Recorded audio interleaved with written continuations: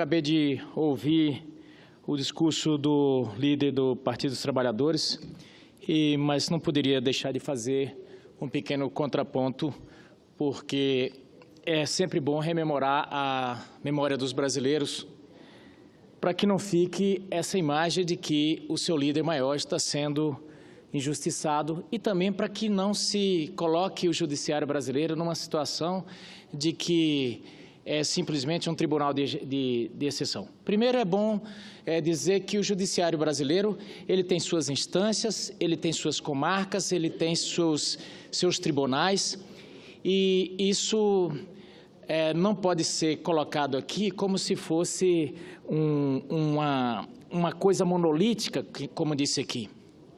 Essa briga, essa dicotomia PSDB-PT não interessa ao povo brasileiro. O povo brasileiro quer simplesmente que a lei seja cumprida e não importa a quem seja que estiver afrontando a sociedade, quem trabalhar contra a sociedade, o que o povo brasileiro espera é que seja tratado de acordo com a lei. Nós não podemos ter brasileiros de primeira e brasileiros de segunda. Nós não podemos ter mitos que estejam acima da lei. E em que pese ser lamentável que uma personalidade política de grande capital político seja condenado, nós não podemos se dar o luxo de, para alguns brasileiros, a lei funcionar e para outros não. Portanto, esse esperneio aqui na tribuna, ele é válido, mas não pode se dizer que ele está sendo vítima de uma injustiça. Porque se nós formos fazer um exercício rápido, vamos lá. Presidente da Petrobras, do governo deles, preso. Presidente do Banco Central deles, preso. 5 tesoureiros, preso. Gente, tínhamos um banco aqui só para gerir Caixa 2. E aí vem dizer que esse Congresso aqui, que todo mundo existe um complô. Não existe complô nenhum. Existe muita gente aqui que lamenta, inclusive adversário, que lamenta que o Lula esteja nessa situação. Então, por favor, lambam suas feridas, tentem resolver seus problemas, mas não venham jogar para o Judiciário, nem para o Senado, nem para a Câmara, responsabilidade pelos problemas de vocês. Resolvam seus problemas. Eu até acho que é uma estratégia válida vocês colocarem isso, mas não joga a culpa nos outros. Eu vejo que o presidente Lula até começou uma estratégia interessante agora, recentemente. Talvez, se tivesse feito isso antes, estivesse numa situação melhor. Ele contratou um advogado, senador João Alberto, que respeita o judiciário. Contratou um advogado de experiência, que é o ex-ministro Sepúlveda Pertence, que ao invés de afrontar, ao invés de fazer piadinha, de fazer escárnio com o judiciário, ele procura desmontar os argumentos, desmontar as teses, de acordo com o entendimento e os instrumentos jurídicos.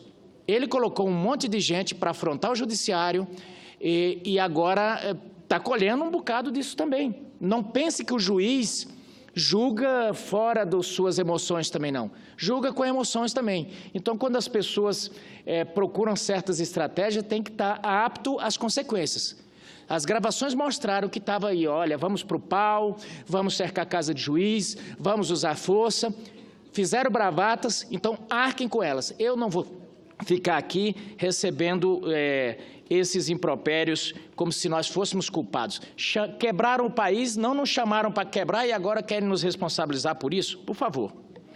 Mas eu também ouvi hoje aqui, senador João Alberto, algumas coisas sobre a reforma trabalhista.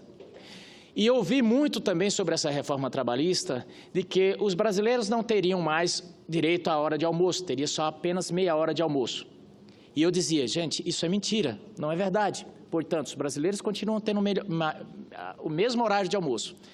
Que as gestantes iam trabalhar só em locais insalubres. Vale dizer que isso aqui foi colocado a pedido de várias gestantes que chegavam, olha, eu trabalho no banco de leite, no hospital, e se for colocado que todo local vai ser insalubre, como é que eu vou poder trabalhar? Então, por isso que foram colocados na época, na reforma trabalhista, que pudesse ser julgado caso a caso. Vieram aqui e disseram, olha, as gestantes vão ser colocadas insalubre por esses vilões aqui no Senado. Que não ia ter 13º, que não ia ter mais direito a nenhum direito. Essa que é a grande verdade, foi colocada aqui, senador João Alberto. Então, eu sempre venho aqui repor a verdade. Nós fizemos foi uma modernização nas relações de trabalho que estava se tornando insuportável. Foi citado aqui também um caso que aconteceu na minha cidade, onde um trabalhador, infelizmente, foi condenado a sucumbências, mas é bom lembrar, a senadora que veio aqui não disse, senador João Alberto, que o advogado dele entrou com a petição pedindo 15 milhões ao empregador. E, obviamente, a legislação diz que a sucumbência é calculada no valor da causa. Quer dizer, o próprio advogado dele, que, aliás, um bom advogado, o doutor João Acácio Muniz, que foi meu professor, ele mesmo disse, olha, o advogado que iniciou a ação exagerou no pedido. Era uma causa para, no máximo, aí 2, 3 milhões, ele colocou 15. Agora, óbvio, se essas coisas começarem, talvez seja o caso de começarmos a dizer, olha, que comece a se calcular isso após a vigência da lei. Porque, de fato, antigamente a prática era o seguinte, os advogados jogavam lá 50 milhões, 30 milhões, para quê? Para o empregador ficar com medo e chegar num acordo aí, na causa. Então, às vezes, se pedia exorbitância para poder chegar num certo acordo. Então, é bom repor a verdade aqui, porque a juíza não tinha, a doutora não tinha como ir para outro lugar que não fosse calcular sobre o valor da causa, porque isso é o que a lei diz. Mas, senhor presidente, eu queria também fazer outro registro, é sobre uma questão, parece paroquiana, mas que também tem efeito sobre todo o Brasil. Se trata sobre a questão do DNPN. A gente sabe que o DNPN ele controla os recursos no subsolo do país. E, senador João Alberto, na minha região existe um grande parque de águas termais. E foi uma empresa e requereu o subsolo ali.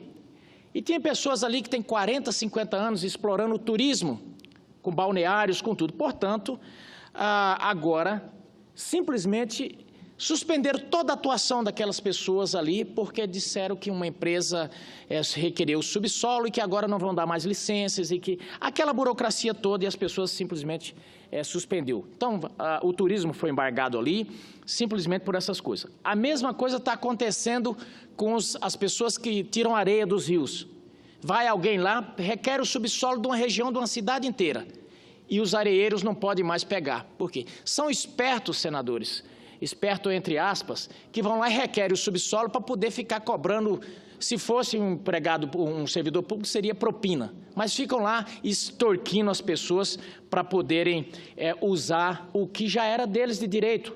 Então, que essas coisas possam ser revistas, eu quero me direcionar aqui direto ao DNPN, se precisar melhorar a legislação, porque quem quer explorar o subsolo para procurar diamante, que seja para o diamante, que seja para o petróleo, mas não sujeito a vir de uma região inteira e qualquer minério, qualquer coisa que for fazer ali, tem que pedir licença para o novo dono da parada. Isso é um absurdo. O sujeito requer uma licença de pesquisa e impede toda e qualquer exploração de água mineral, Isso realmente não está correto, porque tem gente se aproveitando disso.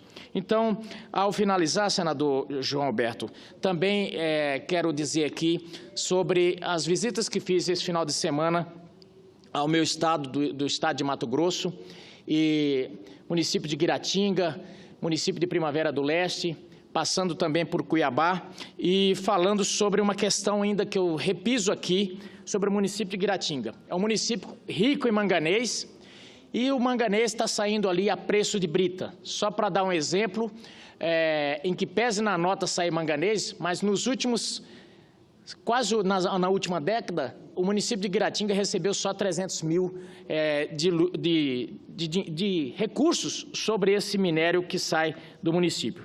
Então, é uma coisa que não pode acontecer, e a gente espera que esses órgãos possam imediatamente mudar essa situação.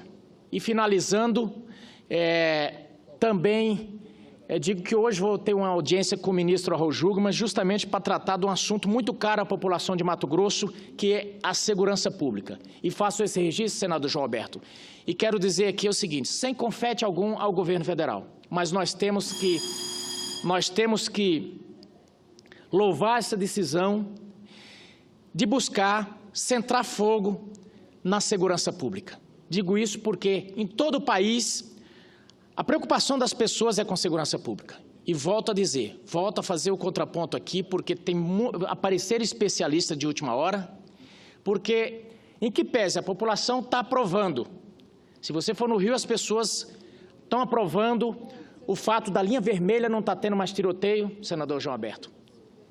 O fato das pessoas poderem estar andando na linha amarela, o fato das pessoas poderem estar andando segura e o fato do governo estar podendo tanto atingir a parte da segurança no início, cuidando da educação da primeira infância, quanto no final lá. Porque eles eu tenho que cuidar da educação. Então, está fazendo, mas tem os agoureiros de plantão. Então, eu queria dizer que apoio totalmente essa intervenção federal e dizer que, nesse momento, cada parlamentar, seja de oposição, seja de situação ou seja independente, o que nós precisamos é buscar que esse país possa ter uma segurança de verdade, seja modernizando o Código Penal, seja buscando instrumentos para que a polícia possa trabalhar. Senador João Alberto, eu coloquei um projeto aqui que já está começando a ser, está totalmente demonizado pelos chamados intelectuais e por alguns